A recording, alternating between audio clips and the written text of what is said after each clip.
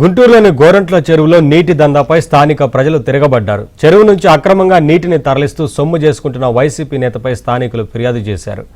అయినా అధికారులు పట్టించుకోకపోవడంతో నీటితో వెళ్తున్న ట్యాంకర్లను అడ్డుకున్నారు. దీంతో అక్కడ కాసేపు ఉద్రిక్తత ఏర్పడింది.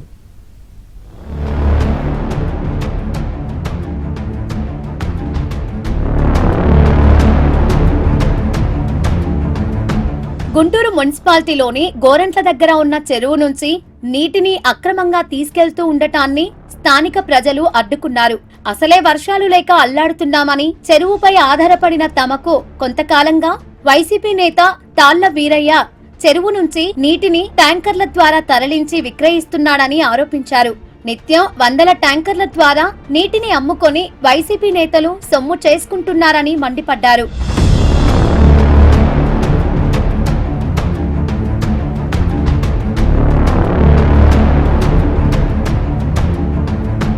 నీళ్లను అక్రమంగా తరలిస్తున్నారని అధికారులకు ఫిర్యాదు చేసినా పట్టించుకోలేదని స్థానికులు ఆరోపించారు.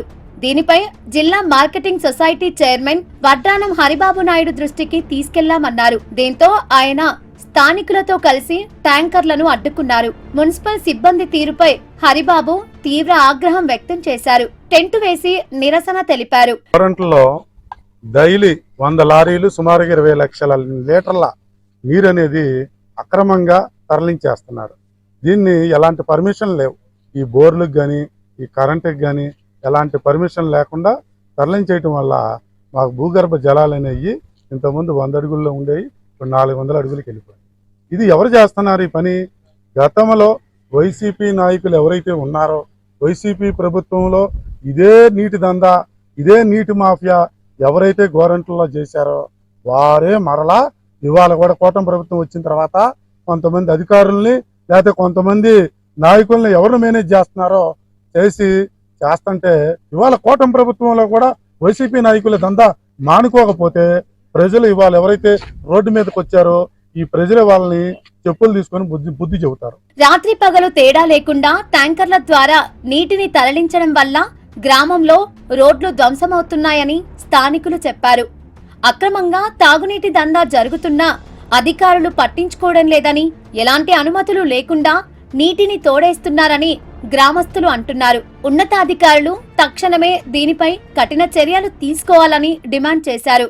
మాకు 5-6 ఉండారండి. బాగా ఒక పేషెంట్లు లారీలు వస్తుంటే దడదడ అంటుంది, రైతు నిద్ర ఉంటల్లా, హార్ట్ అటాక్ వస్తుంది. అసలు చెబితే 2 నెలల మీద చెబుతుంటే అంటల్లా వెనకపోయేలేకి మేమేం చేసాము, వాళ్ళు వీళ్ళకి చెబుతున్నారు.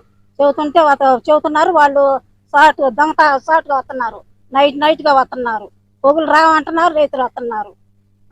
రోజుకి 100 లారీలు తిరుగుతున్నాయి. పొగులు ఒకటే మంది తిరుగుతున్నాయండి లారీలు. దాదాపు ఒక 10 లారీలు తిరుగుతున్నాయి డైలీ.